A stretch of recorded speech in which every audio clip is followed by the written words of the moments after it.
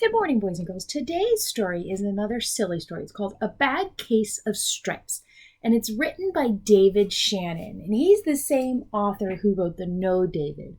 And I know we like those. So, silly story from David Shannon. I can tell already that this is reading for literature because nobody's face looks like that in their arms. So I know that this is fiction and it's not real. A Bad Case of Stripes. Camilla Cream loved lima beans, but she never ate them.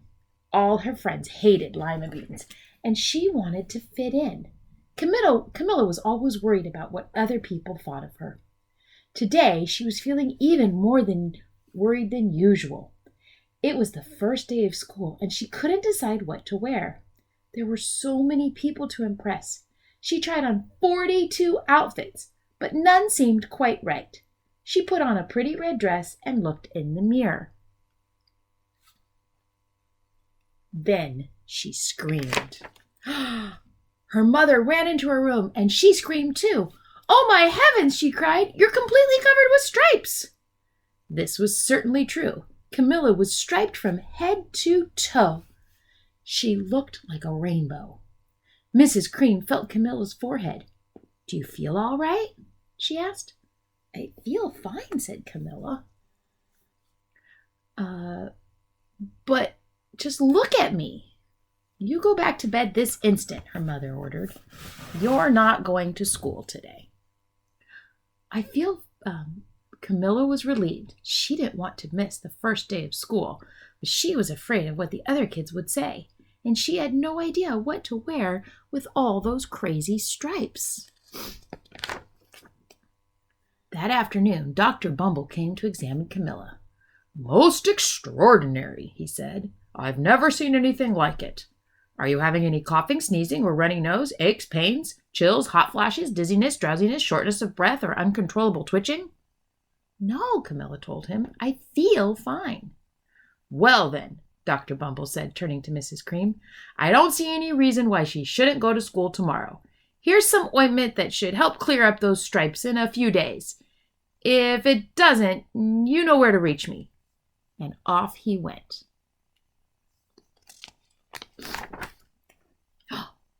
The next day was a disaster. Everyone at school laughed at Camilla.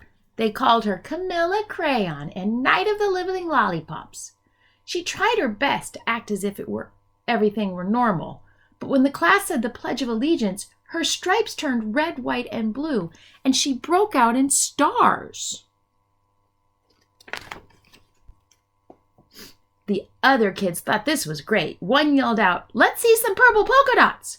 Sure enough, Camilla turned all purple polka dotty. Someone else shouted, "Checkerboards!" and a pattern of squares covered her skin. Soon everyone was calling out different shapes and colors, and poor Camilla was changing faster than you can change the channels on a TV. That night, Mrs. Harms, the school principal, called. "I'm sorry, Miss Cream," she said. "I'm going to have you keep Camilla home from school. She's just too much of a distraction." "I've been getting calls from the other parents. They're afraid that those stripes may be contagious." Camilla was so embarrassed. She couldn't believe that 2 days ago everyone liked her. Now nobody wanted to be in the same room with her. Her father tried to make her feel better. "Is there anything I can get you, sweetheart?" he asked.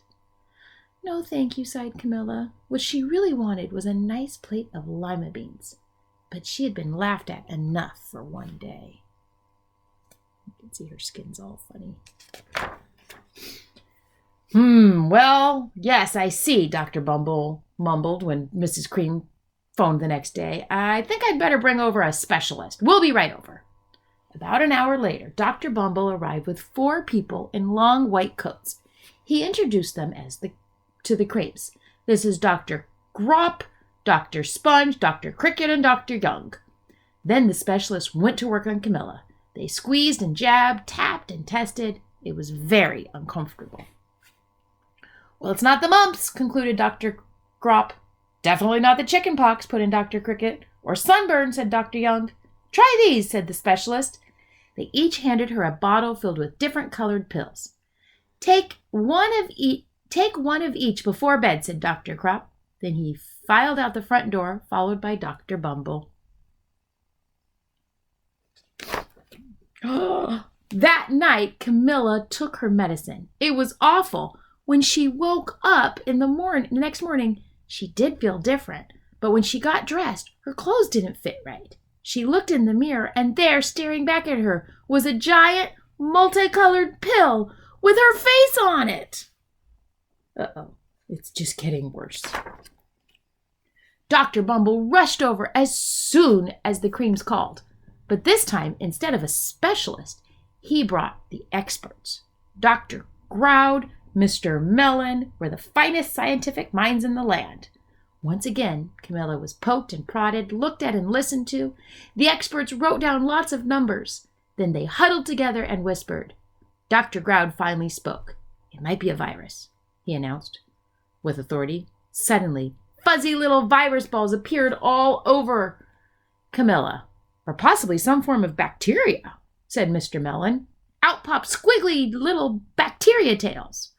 Or it could be a fungus, added Dr. Groud. Instantly, Camilla was covered with different colored fungus blotches. The experts looked at Camilla, then at each other. We need to go over these numbers again, back at the lab, Dr. Groud explained. We'll call you when we know something. But the experts didn't have a clue, much less a cure. By now, the TV news had found out about Camilla. Reporters from every channel were outside her house, telling the story of the bizarre case of the incredible changing kid. Soon, a huge crowd was camped out in the front door. Look at poor Camilla. She's a mess. The creams were swamped with all kinds of remedies from psychologists, allergists, herbalists, nutritionalists, psychics, and old medicine men, a guru, and even a veterinarian.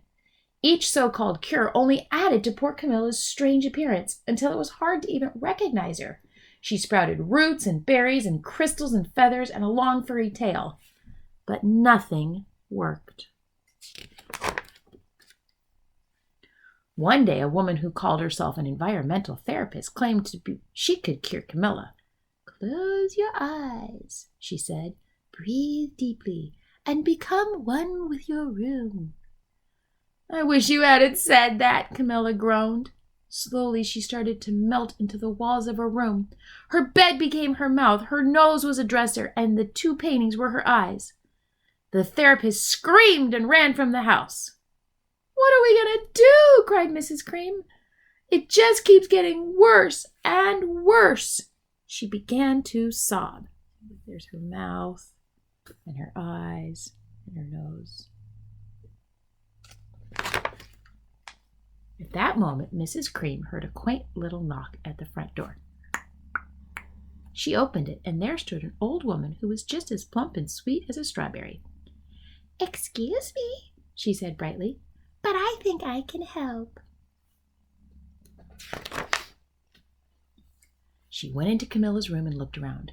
My goodness, she said with a shake of her head. What we have here is a bad case of stripes. One of the worst I've ever seen. She pulled out a container of small green beans from her bag. Here, she said, these might do the trick. Are those magic beans? Asked Mrs. Cream. Oh, no, no, replied the kind old woman. There's no such thing. These are just plain old lima beans. I bet you'd like some, wouldn't you, Camilla? She asked.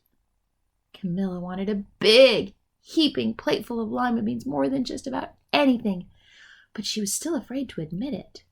Yuck, she said. No one likes lima beans, especially me. Oh, dear, the woman said sadly. I guess I was wrong about you. She put the beans back in her bag and started towards the door. Camilla watched the old woman walk away.